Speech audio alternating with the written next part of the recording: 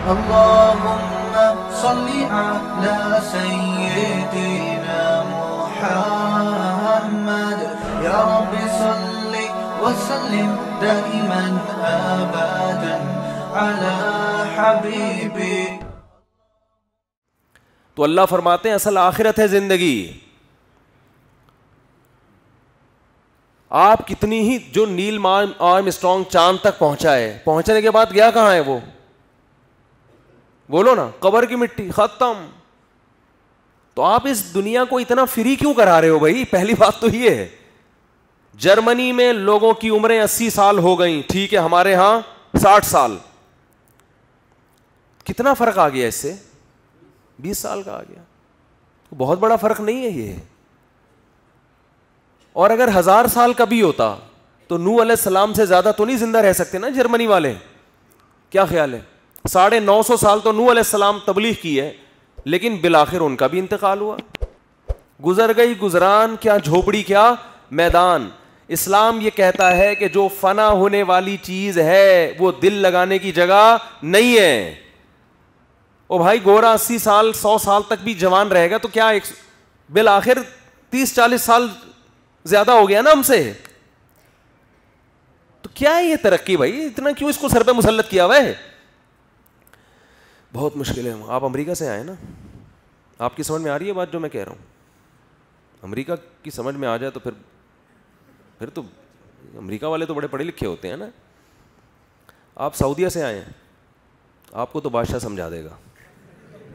سعودی عرب میں تو بادشاہ نے بول دیا, سب کی سمجھ میں فوراً آ گیا. صحیح ہے نا؟ تو بھائی وہ 80 سال زندہ رہ لے گا, وہ 100 سال زندہ رہ لے گا, تو کیا ہو جائے گا بھائی؟ تو 20-30 سال کوئی زیادہ ٹینشن والی بات نہیں ہے. وہ ان کے روڈ اچھے ہیں, ان کے روڈ اچھے. وہ ایک شہر سے دوسرے شہر 1 گھنٹے میں پہنچ جاتے ہیں. ایک شہر سے دوسرے شہر 1 گھنٹے میں.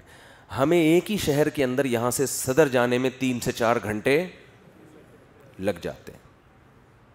کیا خیال ہے؟ کوئی بات نہیں یار, اتنا کون سے ٹینشن کی بات ہے؟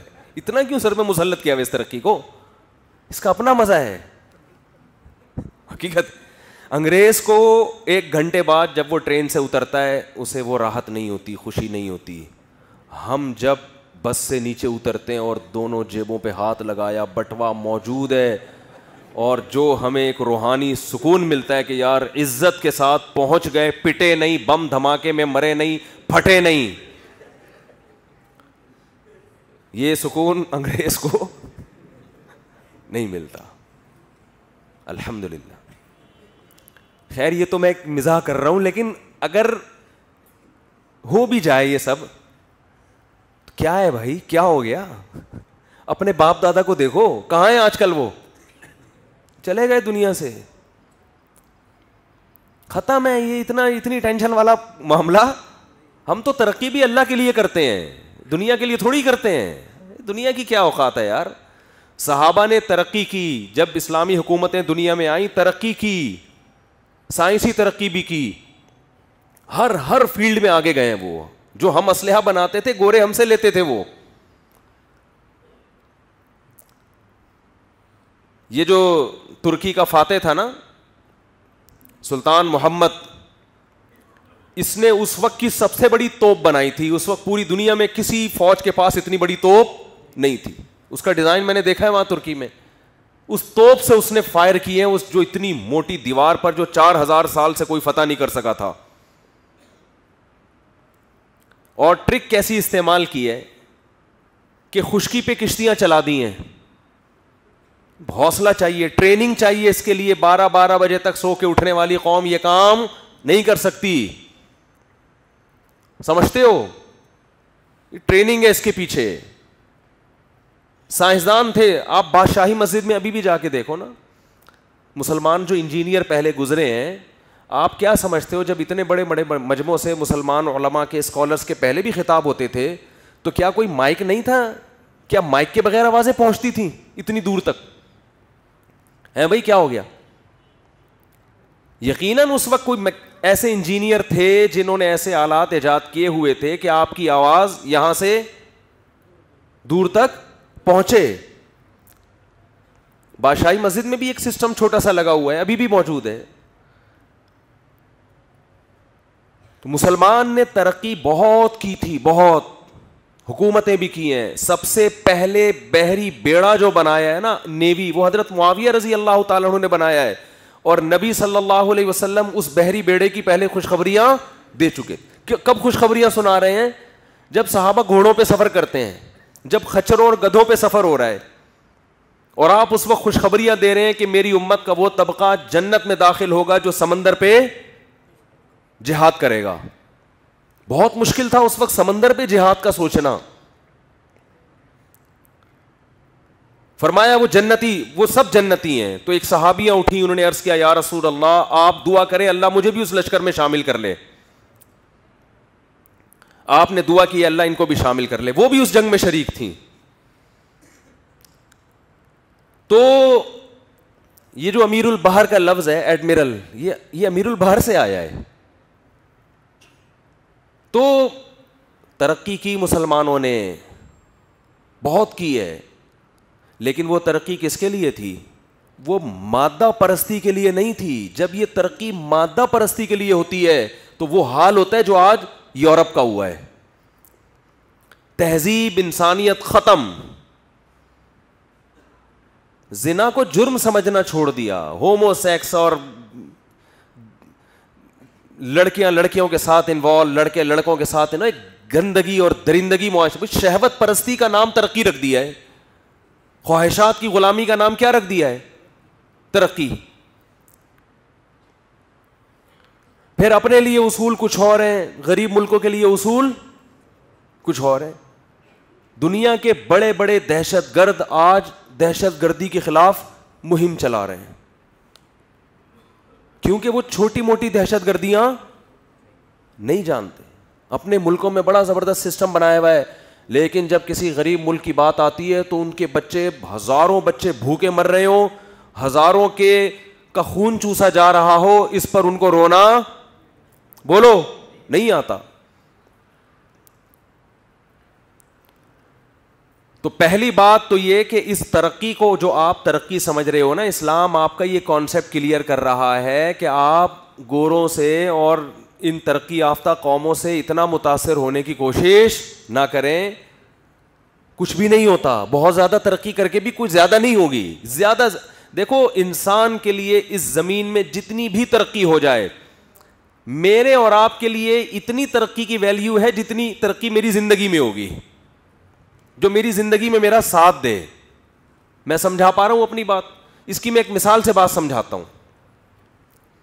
آپ نے کسی انجینئر کو آرڈر دیا کہ نقشہ بناؤ, اور سول انجینئر کو آپ نے آرڈر دیا کہ نقشہ بنا کے پھر ٹھیکیدار کو لے کر آئے, یار میرے لیے ایک محل بنا دو.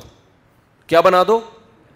مقابلہ ہو رہا تھا محل بنانے میں کہ کون اس فیلڈ میں زیادہ ترقی کرتا ہے. بات سمجھو ذرا اچھی طریقے سے.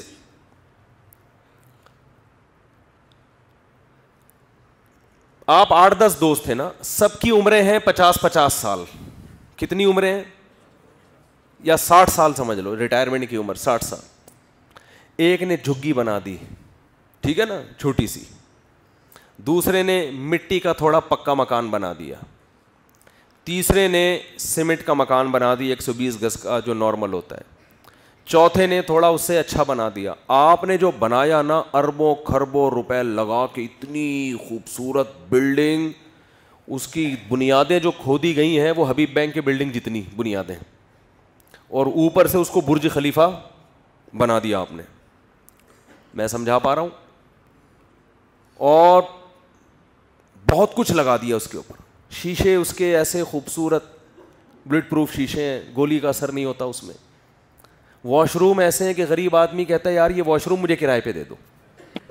اتنے خوبصورت واش روم, سونے کے نل کے لگا دیے اس میں. سسٹم ایسا بہترین, لفٹ کا سسٹم. ایک ہماری لفٹ ہے نا, بٹن دباؤ. کئی لوگ پھنس چکے ہیں بیچارے. ابھی تو ہو سکتا ہے کچھ لوگ لفٹوں میں ہی ہوں, لوگ ان کو عیدی سینٹر میں تلاش کر رہے ہیں, اور وہ 6 سال سے ایک لفٹ کے اندر مر کھپ کے بیچارے ختم ہو گئے ہوں. کوئی دیکھنے والا تھوڑی ہے. بھائی اگر لفٹ نیچے نہیں آ رہی تو آپ زیادہ سے زیادہ یہ کرو گے نہیں آ رہی تو چلو کہیں اور سیڑھیوں سے چلے جاؤ. کوئی انکوائری تھوڑی کرتا ہے کہ یہ اب تک کیوں نہیں آئی, کوئی بندہ تو نہیں پھنسا ہوا اس میں نا. لوگ عیدی سینٹر میں تلاش کر رہے تھے, ہمارے ابا 6 سال پہلے جمعے کی نماز پڑھنے گئے تھے, اب تک واپس نہیں آئے. لفٹ میں جا کے دیکھو بھائی, پھنستے ہیں. ابھی پرسوں ایک آدمی نے پھنس گیا تھا لفٹ کے اندر, اور اچھی جگہ پہ لفٹ میں پھنسا ہوا تھا وہ, تو شکر ہے نکل گیا. تو آپ نے ایسا لفٹ کا سیٹ اپ لگایا اس میں کہ بڑی وی آئی پی قسم کی لفٹیں, کہ لفٹ کو لفٹ کرانے کا دل کر رہا ہے آپ کا کہ اس سے اترو ہی نہیں. بہت زبردست لگژری بلڈنگ بن گئی بھائی. اب سب کہہ رہے ہیں یار ترقی اس نے زیادہ کی ہے, اور سب سے زیادہ تنزل میں وہ ہے جس نے جھونپڑا ڈالا ہوا ہے. ترقی تو یہ ہے, اسی کو ترقی کہتے ہیں نا آج کی زبان میں.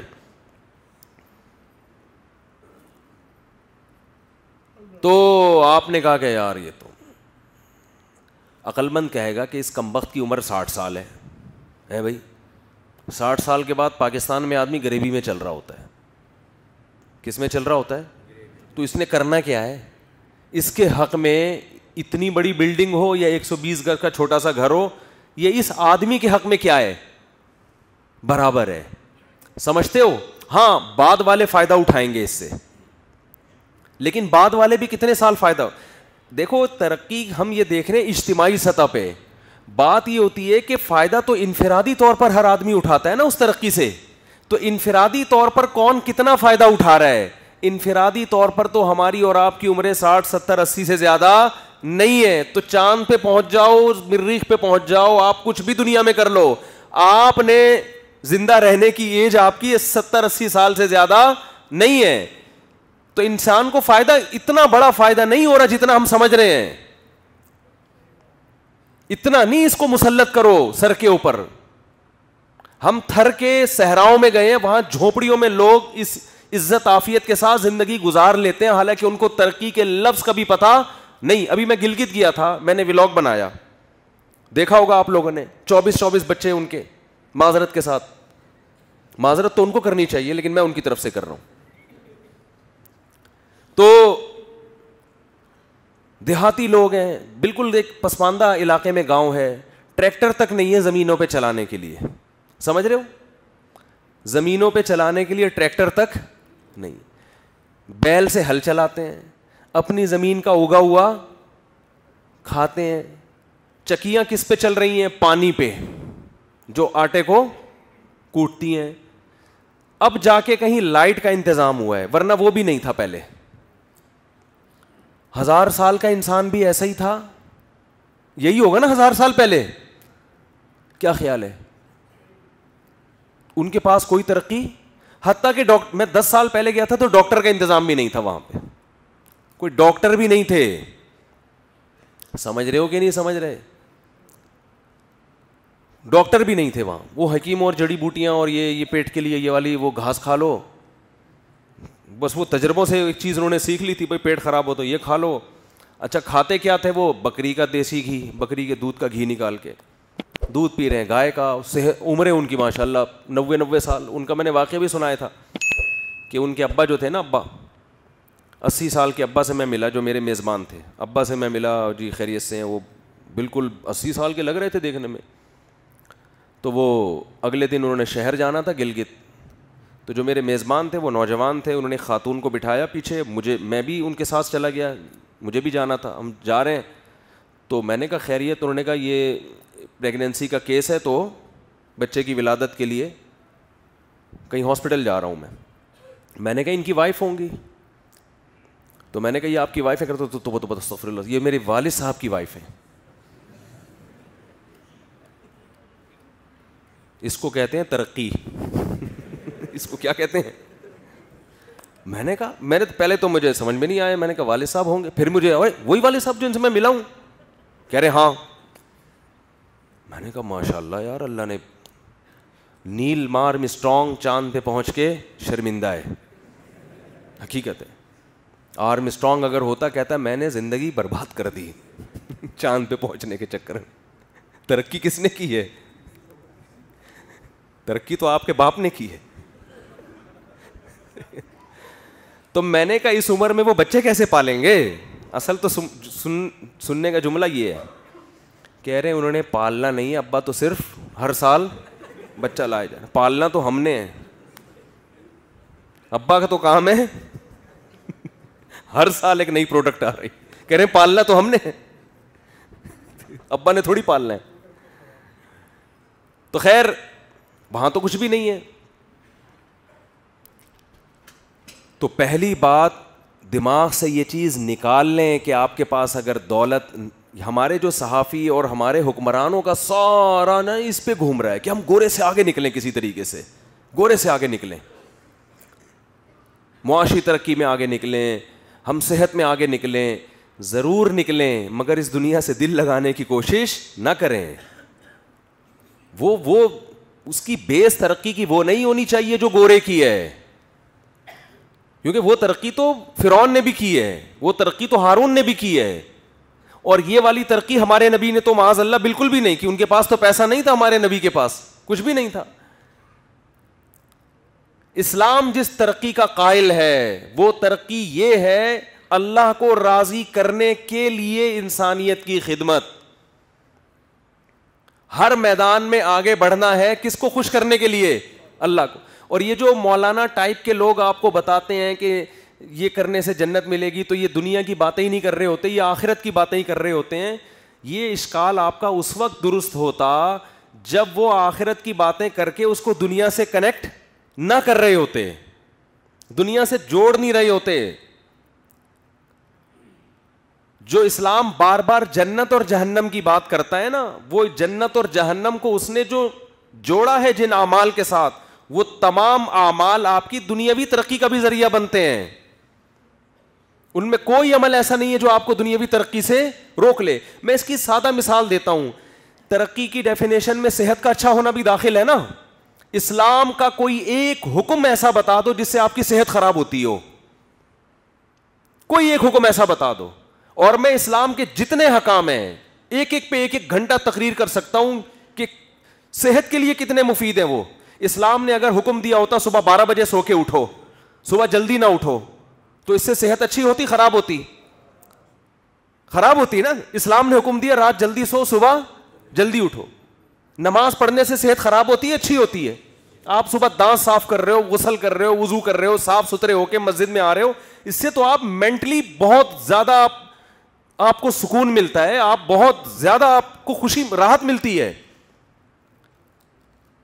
اسلام نے حکم دیا دوپہر کھانا کھا کے قیلولہ کرو، تھوڑی دیر آرام کرو، آخرت کے لیے کرو نا، سنت سمجھ کے، تو اس سے آپ تنزل کی طرف جا رہے ہو، ترقی کی طرف جا رہے ہو؟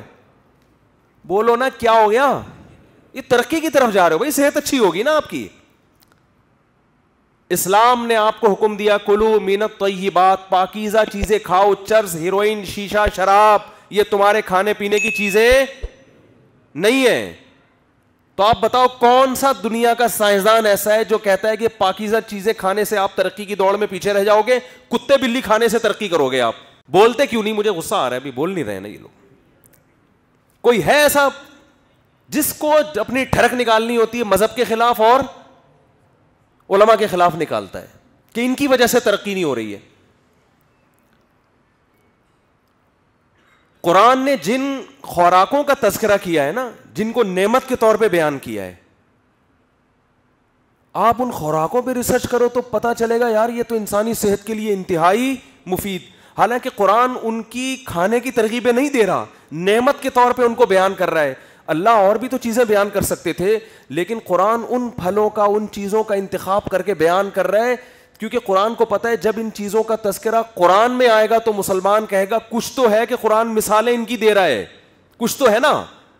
تو اللہ تو ہمیں کھلا ایسی چیزیں رہے ہیں، مثالیں ایسی چیزوں کی دے رہے ہیں جو ہماری صحت کے لیے مفید ہیں۔ اس کا مطلب اسلام پہ چل کے تو آپ گورے سے بھی زیادہ ترقی کر سکتے ہو۔ گورا تو اب ریسرچ کر کر کے ان چیزوں کو مان رہا ہے، ہمیں تو 1400 سال پہلے والتین والزیتون قرآن کہہ رہا ہے، قسم ہے انجیر کی اور قسم ہے زیتون کی۔ قرآن ڈالڈا کی قسمیں کیوں نہیں اٹھا رہا؟ کیا ہو گیا بھائی؟ ڈالڈا کمپنی سے پیشگی معذرت، صرف ایک ڈالڈا کی بات نہیں ہے، تمام کمپنیاں۔ قرآن قسم اٹھا رہا ہے والتین والزیتون، قرآن چربی کی مثالیں دے رہا ہے کہ ہم نے یہودیوں پہ چربی کو حرام کیا، دمبے کے پیچھے ہوتا ہے نا اتنا موٹی چکی. آپ ڈاکٹروں سے پوچھو چربی کھانے میں صحت بنتی ہے یا عام جو کوکنگ آئل ہے ان کے کھانے سے صحت بنتی ہے؟ او بھائی وہ کہے گا یہ اتنا موٹا یہ لے کے گھوم رہی ہے نا دمبی, یہ اس لیے کہ اس کو کاٹ کے اسی میں گوشت پکا کے کھاؤ. اس کو اٹھا کے پھینک دیا. تو اسلام نے جب آپ کی صحت کے بارے میں کمپرومائز نہیں کیا ہے بھائی, تو اسلام ایسی چیز کا آپ کو آرڈر کیسے کرے گا جس سے آپ دنیا کی غلام قوم بن جاؤ, جو کہ ہم بنے ہوئے ہیں. ہم تو غلام ہیں, ہم تو ایک ایک چیز میں گوروں کے محتاج ہیں. تو اس لیے نہیں ہے کہ اسلام کہہ رہا ہے, اس لیے ہے کہ یہ اسلام کو چھوڑا ہوا ہے ہم نے, اور اسلام کے وہ والے حکام کو لیا ہوا ہے جن کا عملی زندگی سے کوئی گہرا تعلق.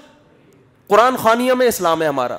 بندہ مر جائے, تیجا, 40واں برسی, دیگیں, 10 محرم کی دیگیں, کنڈے, اور کیا ہے میں تو بھول ہی گیا, یہ اسلام ہے. 12 ربیع الاول پہ نبی کے عشق میں روڈ بند کر کے طبیعت سے کھانا.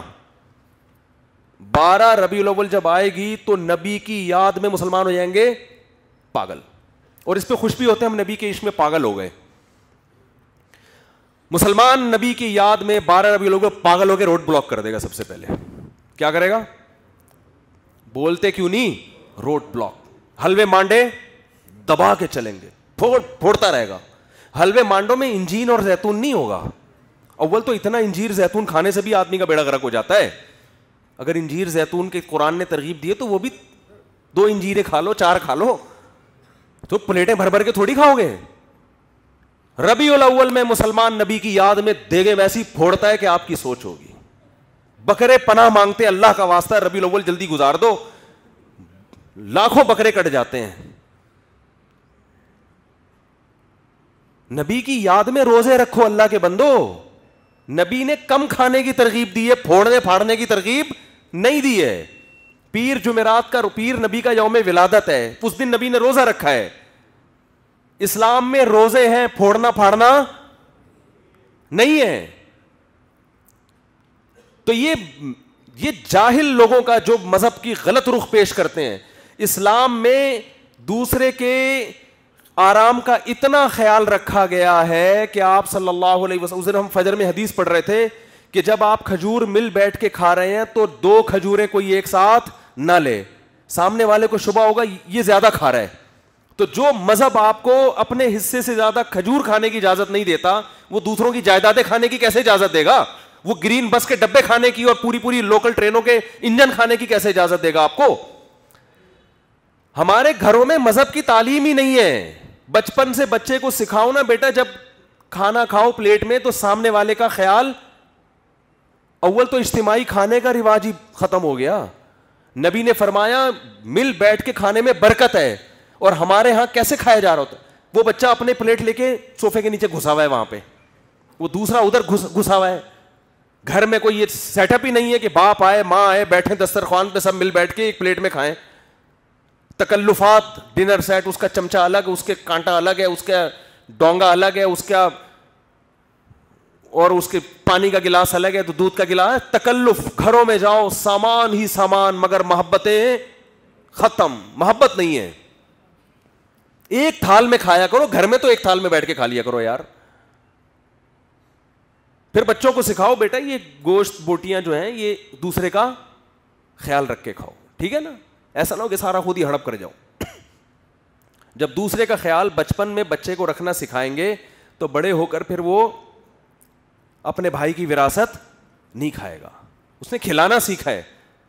ہمارے اکابر تو اتنا خیال کیا کرتے تھے, کوئی فقیر آیا ہے نا تو بچوں کو دیتے تھے پیسے کہ جاؤ اس کو دے کر آؤ تاکہ یہ دینا سیکھیں.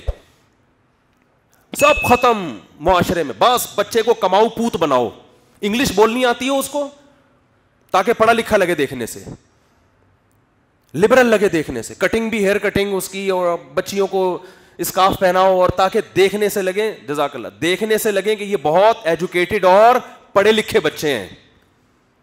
بچیوں کے آدھے لباس تاکہ لگے کہ یہ کسی مولوی کی بچیاں نہیں, ہم پڑھے لکھے لوگ ہیں, خاندانی لوگ ہیں. ہماری بچیاں کپڑے پڑے نہیں پہنتی ہیں, تو مولوی ہیں جو شامیانے اور تمبو پہنا کے بیویوں کو لے کے گھوم رہے ہوتے ہیں. پورے شامیانے ہیں نا, لوگ الزام لگاتے ہیں. تو آپ نے سکھایا نہیں ہے بچے کو, اور مذہب جو سکھایا جا رہا ہے وہ مذہب نہیں ہے جو پیغمبر لے کر آئے. پیغمبر دیگوں والا مذہب نہیں لے کر آئے ہیں, پیغمبر روزے والا مذہب لے کر آئے ہیں. روزہ رکھنے سے صحت اچھی ہوتی ہے. میرے ایک جاننے والے دوست ہیں یو کے میں, اللہ ان کی عمر میں برکت دے, بہت بڑے اسپیشلسٹ ہیں کینسر کے. وہ کہتے ہیں گورے نے ریسرچ سے ثابت کیا ہے کہ کینسر کے بچنے کا جتنا بہترین ذریعہ کثرت سے روزے ہیں, اتنا شاید کوئی اور ذریعہ نہیں ہے. کثرت سے روزے رکھنے سے کینسر کا خطرہ بہت کم ہو جاتا ہے. تو اسلام کا کوئی ایک, اسلام آپ کی صحت پہ کمپرومائز نہیں کر رہا, وہ آپ کو چاند پہ پہنچنے سے روکے گا, وہ آپ کو ایسا کام کرے گا جو آپ دنیا میں غلام بن کے رہ جائیں. آپ دیکھو تو صحیح نا, میں تو فیس بک پہ دیکھتا ہوں, فیس بک پہ گورے کی پکچر آئے گی, وہ خلائی سیارہ بھیج رہا ہے نا آسمان پہ, ادھر نیچے آئے گی کوئی مولانا صاحب. فیس بک نے تو ایک کباب, ایک بریانی بنا کے نا پورا سارا کلچر سامنے رکھ دیا. ادھر آئے گی وہ امام حسین کے فضائل بیان کر رہا ہوگا اور پھر دوسروں پہ طنز کر رہا ہوگا, دوسرے مسلک پہ طنز کر رہا ہوگا. ادھر دوسری آئے گی وہ نبی کی محبت میں بیان کر رہا ہوگا اور دوسروں پہ کیچڑ اچھال رہا ہوگا. ایک تیسری کسی دیوبندی صاحب کی آئے گی, وہ جناب وہ کسی اور کو چیلنج کر رہے ہوں گے. چوتھی آئے گی وہ فلاں کو کر رہا ہوگا. اور پھر کوئی ڈھنگ کی بات آپ کو, الا ماشاء اللہ اچھے لوگ بھی ہیں الحمدللہ پڑھے لکھے, لیکن پڑھے لکھے لوگوں کو کوئی لفٹ کرانے کے لیے تیار نہیں ہے. مجھے کسی نے کہا کہ میں چینل بنا رہا ہوں یوٹیوب پہ, اس میں علماء کو لاؤں گا, علماء کو میں لے کر آؤں گا, اور جو عالم دینی محنت کرے گا جس کے ویور زیادہ ہوں گے نا, تو اس کلپ پہ جتنی ارننگ ہوگی ان مولانا صاحب کو دوں گا میں. بات سمجھ میں آئی؟ میں نے کہا یہ کام نہیں کریں آپ, کیونکہ جو عالم علمی بات کرے گا میچور ہو کے اور بڑی تمیز سے قوم کو کوئی اچھی موٹیویشن دے گا, اس کا کلپ مارکیٹ میں نہیں چلے گا. اور جس نے آ کے کوئی ذرا مردانہ قوت کے نسخے بیان کر دیے, آئی بات سمجھ میں, کہ بکری کا دودھ پینے سے مردانہ قوت میں, ایک مثال دے رہا ہوں, اضافہ ہوتا ہے, اس کو سنت سے بھی جوڑ دیا, بکری کا دودھ پینا تو سنت ہے, آگے لگا دیا مردانہ, وہ میں نے کہا ملینز میں جائے گا. تو وہ جو دوسرا جو بیچارہ علمی کام کر رہا ہے نا, اس کی کو بڑی آزمائش ہوگی, بولے یار اصل تو کام, وہ کام بھی چھوڑ کے کس طرف آ جائے گا, وہ بھی ادھر چلا جائے گا. تو مذہب کا جو ہمارے ہاں ایک کانسیپٹ پیش کیا جا رہا ہے, یہ جو سیالکوٹ والا واقعہ ہوا ہے قتل و غارت کا, یہ بھی تو جنونیوں کا ہے. مذہب کی غلط تصویر پیش کی گئی ہے, اور ہم تو بہت 10 سال سے کہہ رہے تھے کہ یہ ایسا ہوگا پاکستان میں, ایسا ہوگا. اب دیکھو یہ, میں نے کہا یہ اور علماء بھگتیں گے, یہ کسی کی زبان سے کوئی غلط لفظ نکلے گا مار دیں گے لوگ اس کو پکڑ کے, یہ ہوگا, اس کو روکو. توہین کوئی دنیا میں نہیں چاہتا نبی کی الحمدللہ, الا یہ کوئی بہت ہی بدبخت ہو, لیکن جذباتی لوگ اپنی ٹھڑک پوری کرنے کے لیے کسی پر بھی توہین کا لیبل لگا سکتے. شریعت میں ہمیں حکم یہ ہے کہ ایک آدمی کی بات کا اچھا مطلب تلاش کرو, بدگمانی سے بچو. لیکن ہمارے ہاں جنونی لوگ کیا کرتے ہیں کہ اچھا مطلب نکل رہا ہے غلط مطلب, تو 99 احتمالات اچھے کے ہیں, 1% امکان ہے غلط, تو غلط پہ لے کے جائیں گے, اچھے پہ لے کے نہیں جائیں گے. کیونکہ قرآن نے جو حکم دیا کہ بدگمانی مت کرو, یہ آیتیں ایک طرف, اس آیت کی توہین برداشت نہیں ہوگی. توہین بھی اپنے لحاظ سے, جس کو آپ اپنی ڈیفینیشن میں توہین کہہ رہے ہو. تو بھائی مذہب تو جب دنیا میں تھا تو مسلمانوں نے بہت ترقی کی ہے, لیکن وہ ترقی کس کے لیے تھی؟ آخرت کے لیے تھی. آج جو ترقی ہو رہی ہے نا, تبھی تو آپ دیکھو ترقی یافتہ پڑھے لکھے لوگوں کا حال دیکھو ہو کیا گیا ہے. پڑھے لکھے ملک تو پڑھے لکھے لوگ چلا رہے ہیں, لیکن کرپشن کا حال دیکھو کیا ہے. تو یہ وہ ترقی ہے جس نے ان کو حقیقی ترقی سے روک دیا. یہ موضوع بہت حساس ہے, موقع ملا پھر اگلے ہفتے دوبارہ انشاءاللہ اس کو کمپلیٹ کروں گا. اللہ سمجھنے کی اور عمل کی توفیق عطا فرمائے. وما علینا.